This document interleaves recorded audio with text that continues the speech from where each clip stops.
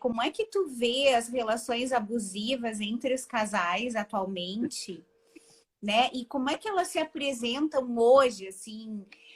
Como é que tu no teu trabalho tem percebido isso?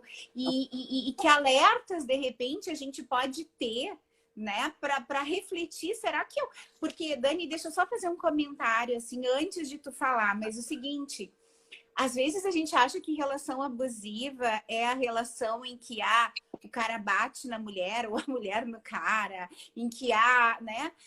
Tu nunca imagina, e eu tô falando isso de um jeito bem, assim, grosseiro, de certa forma, porque eu queria que a gente pudesse explorar um pouquinho, né, as diversas nuances do abuso e o quanto às vezes tu imagina que tu tá numa relação harmônica e que ela, na verdade, é pautada pelo abuso. Se isso é possível de existir ou não. Sim, muito sim, vejo todo dia.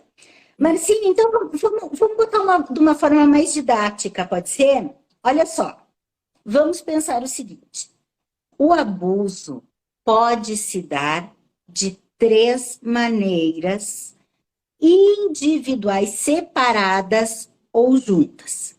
Então, a gente pode pensar no abuso físico, que são as agressões físicas, né? Que são horríveis, eu não vou me aprofundar nisso, mas que elas são visíveis, elas não deixam dúvida. Uhum. O abuso sexual, que mesmo numa relação, a Lu comentou agora há pouco, né? Ela era abusada sexualmente, a gente pode estar num relacionamento. Quando a gente diz não, é não. Hoje, não. Hoje eu não quero. E tem casos que pode ser abuso sexual do ponto de vista da chantagem. Eu fico te coagindo tanto que se tu não fizer sexo comigo hoje, tu vai achar que eu vou embora. E tu vai e tu te submete. Não, tu não faz, tu não atua, tu não tem uma relação sexual. Tu te submete ao prazer do outro, ao mando do outro. Ou pode haver, sim, estupro dentro do relacionamento. Uhum. Quando a pessoa não quer e o outro pega força. Quando droga, como vocês agora há pouco falaram, embebeda e não é de um jogo erótico do casal. Esse tipo de coisa existe nas relações e são visíveis. A questão é, o terceiro tipo de abuso que a gente está entrando aqui é um abuso que muitas vezes é velado e é mais difícil, que é o abuso psicológico, emocional. E esse abuso, e depois eu quero perguntar para a Lu, que eu soube que entrou alguma coisa sobre isso na legislação agora, que foi reconhecido, né? Mas este abuso é um abuso que a pessoa não sabe, muitas vezes, ou tem dúvida de que está sendo abusada, ou como tu falou, Marcinha, pode estar sendo abusada num campo da vida dela e não nos outros. Por exemplo, primeiro pensem comigo, o abusador, né, ou a pessoa abusiva, a gente fala ou porque é mais fácil, até porque está falando baseado em Maria Callas, eu vou seguir nesse livro. Pode ser qualquer. Pode Na ser vida qualquer real, né? Na gênero. vida aqui. Haja vista Johnny Depp, né? Mas olha só, Exato. pensem comigo, uma pessoa abusiva não vai chegar para você no primeiro momento, no início da relação, com uma carteirinha dizendo, olha aqui, oi, tudo bem, eu sou abusivo. Não vai chegar. A relação abusiva começa de uma maneira insidiosa. Ele é, aliás, o abusivo costuma ser muito sedutor, muito cativante, cerca de cuidados, de olhares, de carinhos. E a pessoa que tem tendência, porque, gente, não vão gostar de eu dizer isso, tá? Eu sei que ninguém vai gostar, que eu posso ser julgada, execrada, mas eu preciso falar. Relações conjugais são 50% de cada um.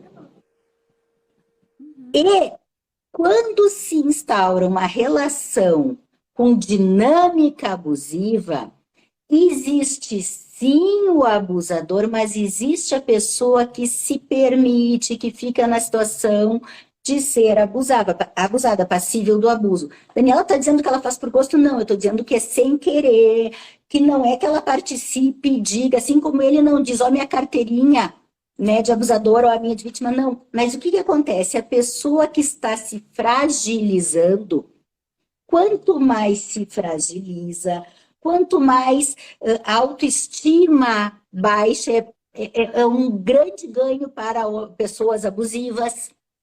Então, quanto mais tu vai abrindo mão de ti, mais espaço tu dá para o outro abrir mando, domínio da tua vida.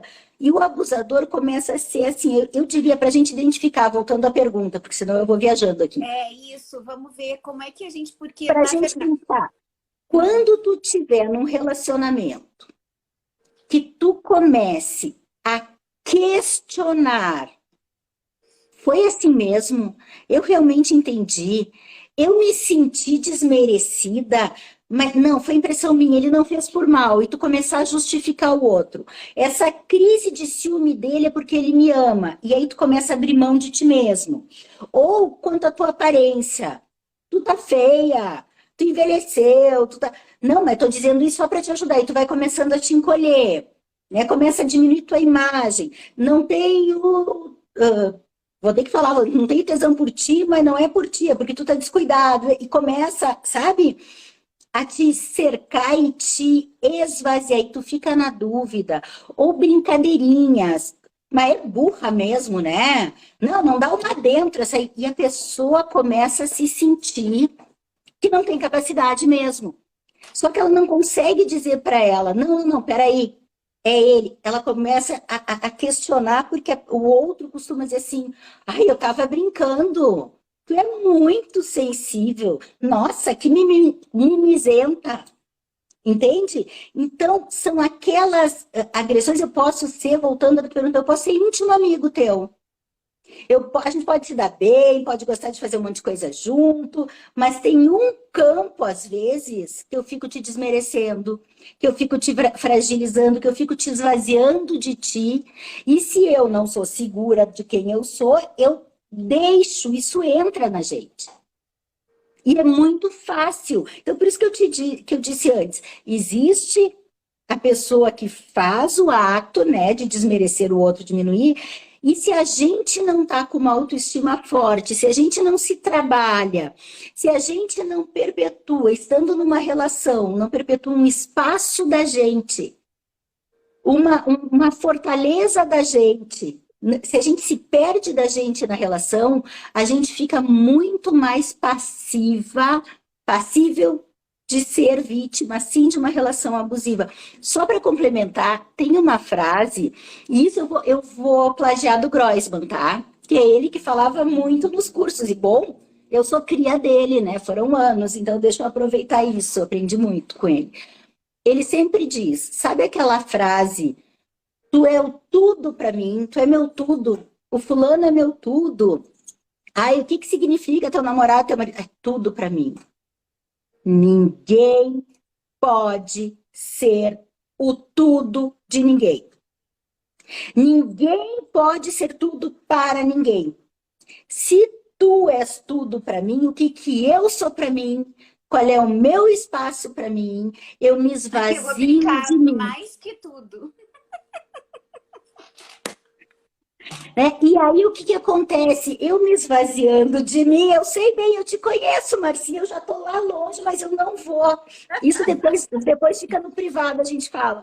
Mas só para concluir esse raciocínio, assim, quando o outro está demais o tudo e eu me esvazio de mim e começo a viver em função do outro, eu boto a minha vida na mão do outro. Então eu começo a me despersonalizar para ser o que o outro quer. Se o outro começa a exigir coisas de mim e mudanças, não crescermos juntos, mudança de mim para me adequar a ele, fica atenta. Tu pode estar numa relação abusiva. Eu queria te perguntar, porque assim, ó, é claro, é um assunto muito complexo que tem muitas nuances, Muito. né? E na verdade, assim, mas uma coisa que eu refleti esses dias sobre esse assunto é que eu acho que quando a gente está numa relação saudável com uma pessoa, ambas as pessoas crescem. Sim. Eu acho que sim. Elas crescem. Agora, quando tu tá numa relação, porque, claro, que não é saudável, que tem uma dinâmica, assim, meio disfuncional, digamos assim, que fica aquela coisa meio entranhada negativamente, assim, de dependência. aí tu percebe que a pessoa, que a pessoa que alguém tá parado. Tu entende? Que aquela pessoa não... Porque eu acho que o relacionamento, Dani, um relacionamento que é saudável, ele vai estar sempre a serviço do crescimento de alguém. Do crescimento de alguém, de ambos, mas de ambos em uma perspectiva ampla, assim, né? E não de eu estar me sentindo cerceado. Toda vez que eu me sinto cerceado de alguma forma, perdendo a minha liberdade até de ser quem eu sou, né? Eu acho que esse relacionamento tem uma dinâmica, não é que um seja abusador e o outro, não, mas a dinâmica, ela está se colocando como uma dinâmica de abuso, de alguma forma. Não sei Marcinha, olha só, a relação saudável, ela é passível de trocas, tá? Eles vão se complementando, mas não é uma complementariedade rígida. Eu sou sempre o fraco e tu sempre o forte, eu sou sempre a filha, tu pai. Não. A relação saudável, os dois é ganha-ganha. Hoje tu pode estar mais fragilizado, eu te ajudo. Amanhã tu me ajuda. Hoje eu acho que eu posso te puxar, vamos estudar, vamos crescer, vamos aprender. Amanhã tu me incentiva, alguma coisa na vida. Mas ambos se puxam para cima e ambos crescem juntos. A relação, acho que aí chegou a resposta que tu queria. A relação abusiva é rígida, só um ganha. A vida é a serviço daquele um, e geralmente o que está sendo abusado se esvazia de si porque vive em função do outro e faz tudo em função para o crescimento e o preenchimento emocional e agradar apenas o outro, o abusivo da relação. Clareou? Não, sim, é que a minha preocupação... Lu, fala. Não, e eu queria te perguntar uma coisa, Dani. Sobre a manipulação do abusador. Ele também agrada, né? De vez em quando. Ele às vezes morde e assopra. Não tem essa atitude? Sempre. Tu acha, olha só, mesmo numa relação abusiva, tá? Ok, a gente sabe que o abusador, ele tenta separar, além de diminuir a autoestima do abusado, ele tenta isolar, tá bom? Vamos pensar assim, isola da família, dos amigos, por quê? Porque daí ele virou tudo que eu falei antes, por mais que esteja meio ruim, que eu me sinta desconfortável, mas eu amo tanto, ele é tudo para mim e ele me dá... Aliás, eu quero falar do dinheiro nessa questão também. Mas, olha só, se ele é tudo, como é que eu vou deixar dele? Eu não vou ser nada sozinha. Mas, mesmo assim, se ficar ruim a ponto da pessoa se dar conta de estar insustentável, a pessoa vai largar dele. E o abusador não quer ser largado. Então, o que acontece? Um pouco eu dou, um pouco eu seduzo, eu sou querido, eu sou carinhoso. Aliás, não estou te monitorando. O outro por tudo que eu faço de errado. E assim, ó, eu não entendi. Eu disse que eu responsabilizo o outro por todas as atrocidades que eu cometo. Sim, se eu faço uma coisa errada, é o outro que me fez fazer essa coisa errada, não fui eu. Que é a questão da culpa. O tempo inteiro o abusado fica ali se sentindo culpado. Aí ele teve uma... Mas a culpa é minha, fui eu que errei, porque eu sou desqualificada mesmo. Mas entende que ele não faz só isso. Isso é bem importante o que vocês trouxeram, gurias. Para identificar, porque senão podem sair da live pensando... Alguém pode estar em uma relação abusiva aqui e sair da nossa live pensando assim, eu não tô, porque eu não sou maltratada o tempo inteiro, ele até me seduz, ele me cuida. Então, vamos deixar muito claro. Muitas das vezes, tá? Na maioria das vezes, o abusador tem momentos de extremo carinho, de fazer surpresa, de dar agrados, de ser... Ele é sedutor na maior parte do tempo. E é pela sedução que ele te desqualifica.